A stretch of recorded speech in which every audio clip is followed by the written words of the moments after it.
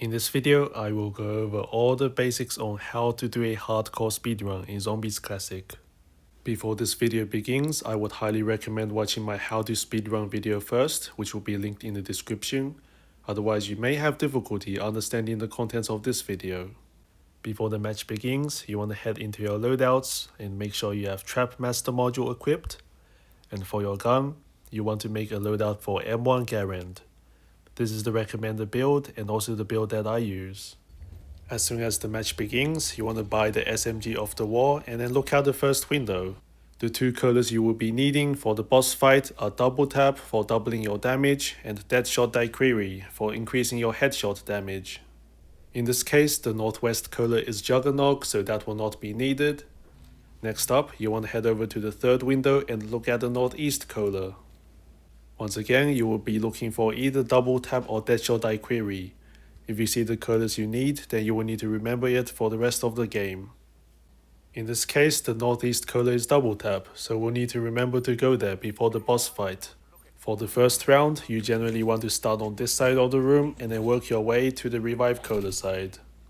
You want to kill zombies as fast as possible by paying attention to the minimap as well as the timing of your reloads. You can also keep track of your pacing and how fast or slow you are by looking at the timer on the top left corner of your screen at the end of each round. Here we have a 9:25. The average time for the first round is a 9:20, so this is a fairly fast time. As soon as the round ends, you want to open the door leading downstairs, turn left and check if there's an elevator piece, and then head over to the second floor where the elevator is. It's important that you do all of this very fast, because if you don't make it to the second floor before the second round starts, zombies will start spawning on the first floor, in which case you will have to restart. The reason why we take this route downstairs instead of opening the door on the second floor is because by keeping this door locked, we can prevent zombies from spawning in the first room. So when we play in this area, the zombies only spawn at 2 windows. Round 2 here is the 13:54, which once again is fairly fast. The average time for round 2 is 13:47. After the second round ends, you can repair the elevator once and then open the door to the southeast side. For round 3, you will need to rely on either Death Machine, Insta-Kill or Kaboom in order to get a perfect round. If you don't get any of these drops, you will lose up to 10 seconds, and depending on what your goal is, you may have to restart. Starting on round 3, there will always be 2 jobs per round, and in this case, we have a double points and insta-kill, which we can use to get a perfect round. Round 3 here was an 18:23. How do we know this was a perfect round? A perfect round 3 will always be the round 2 time, minus 31 seconds. In this case, our round 2 time was 13:54, and 54 minus 31 is 23. Using this knowledge, you will also be able to time exactly when to pick up Kaboom jobs.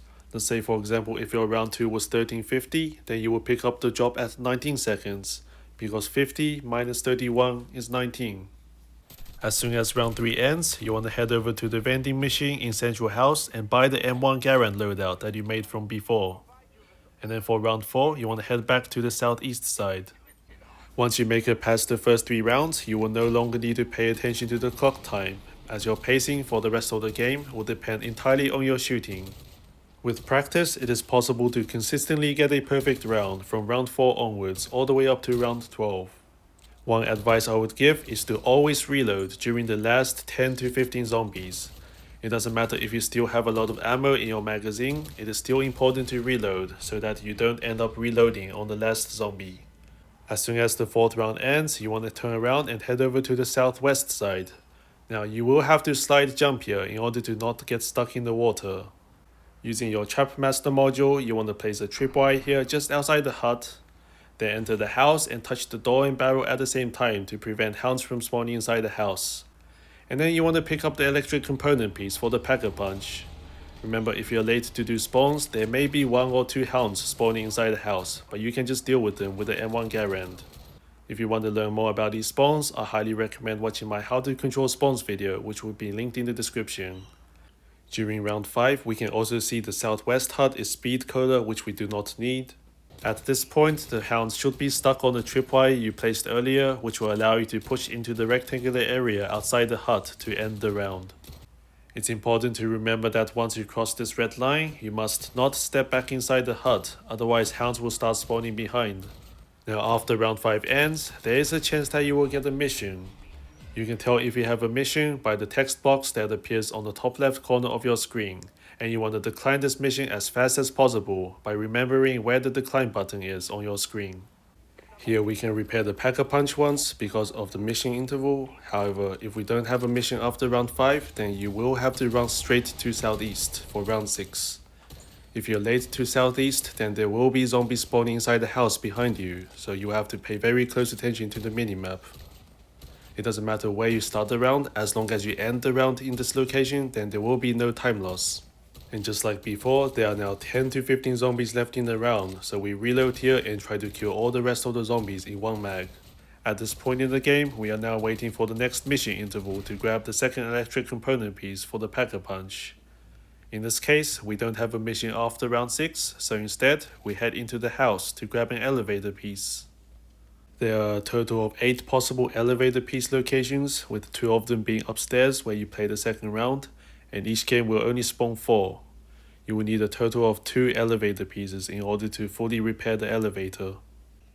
At this point, we already have both the elevator pieces we need, so we don't have to worry about elevator pieces for the rest of the game. And for round 7, we head back to the southeast area and try to finish the round here once again. Here we see a max ammo drop, and since we're running low on ammo, we pick it up to save us the points of having to buy ammo. One thing to keep in mind is you don't want to pick up any drops past this red line, otherwise you may cause zombies to spawn on the other side of the bridge. You also don't want to pick up any drops during the last 15 zombies unless it is a kaboom or insta-kill, otherwise you may not have enough time to end the round. Here round 7 is just about to end, and finally we have the long-awaited mission interval. Here we want to decline the mission as fast as possible and then open the coin machine. Then we want to enter the southeast hut and pick up the electric component piece. On your way out, you want to take a look at the cola. Here we see stemming up cola, which we do not need. Now we have confirmed the location of every cola. During round 1, we saw Juggernog in northwest, which we don't need. Double Tap in northeast, which we do need. And during round 5, we saw Speed Cola in southwest, which we don't need. And now we see Stemming Up Cola in southeast, which we also don't need. Which means the other cola that we need, that shall die query, is in the underground laboratory. From the coin machine, we want to get invisible coin for the boss fight. Any other coin is useless, but here we don't get invisible, so we run back to the southeast area. Now, you may be wondering, why do we have to wait until the mission interval to grab the electric component piece for the Pack-a-Punch? This is because without the mission interval, you don't have enough time to grab the electric component piece and also make it out of the southeast hut before the next round starts. Which means there will be zombies spawning inside the southeast hut, and when this happens, it is very difficult to rotate back to the southeast ammo box area without any zombies despawning and also being able to end the round without losing time. Now there are many different things we could do after ending round 8. We could choose to repair the elevator, we could repair the Pack-a-Punch now that we have 2 component pieces, or in this case, we could open the coin machine again since we do not have invisible coin yet. Notice how we're waiting until the next round starts before buying from the coin machine again. This is because each time you buy, the cost increases. During the first 10 rounds, the coin machine cost will start at 500, then 1500, and then 3000. After round 10, during rounds 11 and 12, the cost will start at 500, then 2500, and then 5000. However, each time a new round starts, the cost will reset back to 500, which means you generally want to buy from the coin machine just once every round in order to get the cheapest cost every time. Here we have 10 to 15 zombies left, so once again, we have to reload here in order to end the round in one mag. Next round is round 10, which is a hound round, and for this round, I highly recommend upgrading your M1 Garen to at least level 1, otherwise it will be very difficult to play. Using the round interval, we finally repair the Pack-a-Punch, and we upgrade our M1 Garen to level 3. Although it's not necessary, I highly recommend using your module to deploy a tripwire here to help you hold, because this round can be challenging for some players. Round 10 has a total of 6 elite monsters, and you want to take them out as soon as they spawn by paying very close attention to the minimap. Once you have taken out all 6 elite monsters, there will only be hounds left, as you can see here. Avogadros are typically the easiest on round 10 as they can just be killed instantly by spamming body shots. However, for Brutus, you will have to aim for headshots only, And for Inferno, you will have to aim for the middle of their chest to kill them fast. Here after round 10, we get our third and final mission, so we want to decline this as fast as possible, and then we open the coin machine to try and get invisible coin. Here we finally get invisible coin, so we pick it up. However, if we didn't get invisible there, then we would wait until the next round starts before opening the coin machine again in order to reset the cost back to 500. During rounds 11 and 12, your M1 Garand needs to be upgraded to at least level 2, otherwise you will not be able to one-shot kill zombies. Here we place tripwires directly on top of where the zombies spawn, not only to slow them down, but also to earn points, as the longer zombies walk on your tripwires, the more points you will earn. Now during moments like these, in the middle of the round, you always want to have a game plan on what you're going to do next. That way when the round ends, you won't have to spend any time thinking on what you want to do.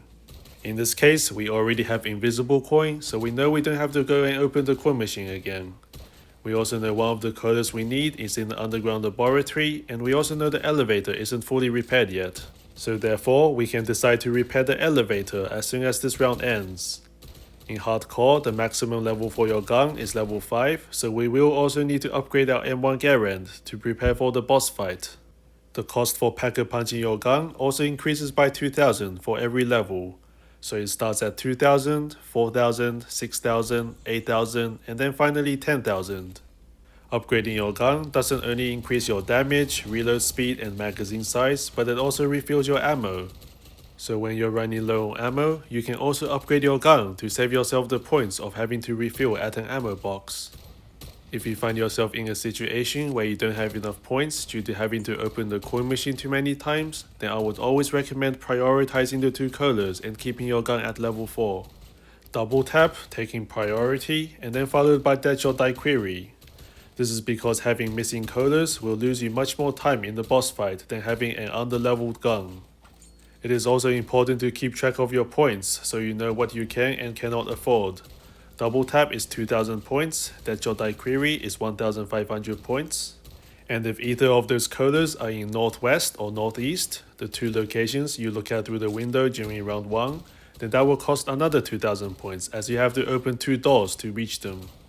If you have one color outside and another color in the underground laboratory, you always want to go for the color outside first, otherwise you may not have enough time. So in this case, we have a color in northeast and another underground, so we run northeast as soon as round 12 ends. Now if we didn't have invisible here, we could also open the coin machine, drink the cola, and then pick up the coin on the way out. And if it still doesn't give invisible, then we can open the coin machine again. We also have 20,000 points, which is more than enough, so we can also upgrade our gun to max on our way back to the elevator. It is important to keep in mind that once the boss countdown at the top reaches 10 seconds, the elevator will go into lockdown and you will not be able to use it even if it is fully repaired. There are 2 colors in the underground laboratory, so upon entering, we want to turn and look on the right side first. In this case, there's no color on the right side, which means Deadshot Die Query is on the left side. Notice how before drinking the cola, we switch to M1 Garand. This is because during the teleportation animation, you will not be able to switch your guns. So you always want to be holding your gun out right before the animation. Now having a maxed out M1 Garand and both colors for the boss fight can always be guaranteed every single run. But invisible coin is not guaranteed, which is why I will show you both the fastest ways of taking out the boss, one with invisible and one without. Now as soon as the boss fight animation ends, you want to ADS and shoot immediately. You want to keep shooting until it goes immune, then wait a little bit, and then shoot until it goes immune again. At this point, you will now see the boss going into a rage animation. As soon as you see this, you can now activate your invisible coin and then shoot until it dies. You do want to make sure you're aiming for the head for every shot and getting yellow damage values only, as any white damage values will be slow. Now in the case where you don't have invisible coin, the first phase is the same. You want to shoot until it goes immune twice and then wait for the rage animation. During the rage animation, you can start shooting at it, but most importantly, you just want to stand still and let it kill you. That's right, suiciding, respawning, and then shooting immediately is the fastest way to kill the boss when you don't have invisible coin. Having no invisible coin will lose about 3 to 4 seconds depending on how you shoot. After your game ends, you can check your time by going to your match history. Here we can see the run was 11 minutes and 31 seconds. You can also find the leaderboard by going into Zombies, Personal, and Completion Time. This leaderboard never resets, so any record you get on the leaderboard will stay on the leaderboard. And lastly, I will show you an alternative way of playing round 5 because some players may find it difficult to do spawns in time and also push out into the rectangular area. Instead of going into the house first, you can just start the round in the rectangular area. Doing this will also allow you enough time to buy from the coin machine once this round. You can also open the door in advance, but just make sure you don't step into the hut. Now as soon as the round ends, you have to be prepared to run immediately as the time can be very tight. What you want to do is turn around and activate the trap on the wall first, and then pick up the Pack-a-Punch piece. And then suicide by the trap and respawn immediately. If you do all of this fast enough, you should be able to make it to the first floor of Central House before round 6 starts, even if there is no mission interval. And there will be just enough time to end round 6 in Southeast. The rest of the run is all the same, and that just about concludes all the basics of hardcore speedrunning. If you have any questions or would like to be part of a whole community of Zombies Classic speedrunners, then be sure to join the COD Mobile Zombies Discord server, which will be linked in the description.